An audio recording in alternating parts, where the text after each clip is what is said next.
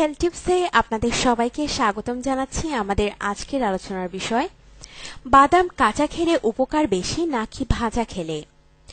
কাঁচা বাদামে বেশি ভিটামিন থাকে, এটা শরীরের জন্য বেশি উপকারী।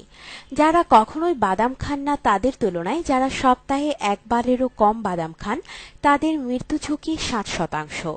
যারা সপ্তাহে অন্তত একবার বাদাম খান তাদের ঝুঁকি 11%। যারা সপ্তাহে 2 বা 4 বার বাদাম খান তাদের 13% এবং যারা প্রতিদিন বাদাম খান তাদের মৃত্যু ঝুঁকি 20% কমে যায়। বাদাম খেলে মানুষ মোটা হয়ে যায় এবং হৃদরোগের ঝুঁকি বাড়ায়। দীর্ঘদিন ধরে চলে আসা এই ধারণাকে প্রমাণ করেছেন বোস্টনের একটি হাসপাতালের গবেষণায় দেখা গেছে নিয়মিত বাদাম খেলে মানুষ হালকা পাতলা গড়নের হয় এবং তাদের ক্যান্সার ও হৃদরোগ ঝুঁকি কমে।